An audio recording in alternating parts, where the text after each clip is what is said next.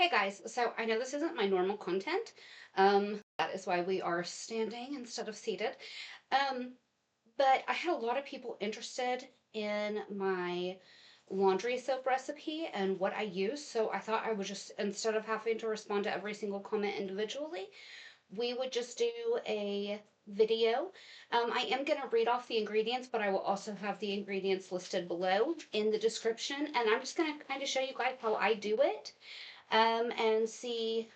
Um, yeah, I'm sorry. I don't stumbling over my own words when I'm talking about myself. Okay, so the ingredients that you're gonna need a 55-ounce box of Arm& Hammer super washing soda, 65 ounces of 20 Mule Team Borax, a 4-pound box of baking soda, a Zote bar of soap grated into pieces.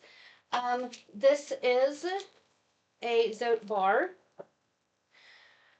This one I got, they were $1 a piece. They're usually like $2.79, but I got it on sale, so I bought a whole bunch of them because I know I'm going to have to use them eventually. So this is the Zote bar that you're going to need. They have different colors. You can pick what you want. And it tells you on the side what they're used for. You're also going to need a 1.77-pound box of Oxi-Clean Powder. And then you're going to need an airtight container to store it in and a grater. So, because we're going to grate our soap bar, this is the grater that I use. He's not anything fancy. I literally went and got this one at Dollar Tree because I didn't want to ruin one of my good graters, but I also didn't want to spend a ton of money on something I'm just using on soap. So this is what we use, and I keep him hanging up in my laundry room so he never gets confused with any of the food graters that we use.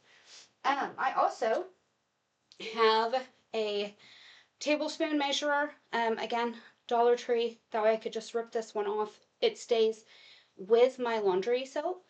So again, it doesn't get confused. And you can use, for this soap recipe, you can use 1 to 2 tablespoons per load, depending on how big your load is and how dirty it is. And then I also, when I lived in Tulsa, I worked at the gathering place, and this was what the ice cream came in. Once they were done with these buckets, they would let us take them home and I washed them out. It is airtight and food grade, so I feel a little bit better putting stuff in it. So what I do is I dump all of the loose stuff, the powdered stuff in here, and then with the lid off, I grate my soap over this. This is the part that you're probably going to want to have an extra set of hands for because this does get tiring. I put the lid on my bucket and generally make sure that one of my children are here or my husband is here. And you can take this and you can either roll it back and forth across the floor, or what I do is I literally just stand and go like this and mix it up. And I'll open it every couple of minutes just to make sure I'm getting everything mixed in. If it's not, I just keep going like this. Then when it's done, I throw this in the laundry room with my tablespoon measuring cup inside of it, and it just stays there. I probably have another 4 months before I need to make soap again. Just because of how much we use, depending on how many loads you do. But this generally comes out to, if you did 2 tablespoons per load, this comes out to 238 loads of laundry. If sometimes you use 1 tablespoon or you prefer 1 tablespoon, it would then double the life of this. The last time that I made laundry soap, total, it was $24.78 for me to get everything that I needed. I can't get 2 months worth of laundry soap for that from a store brand or a name brand.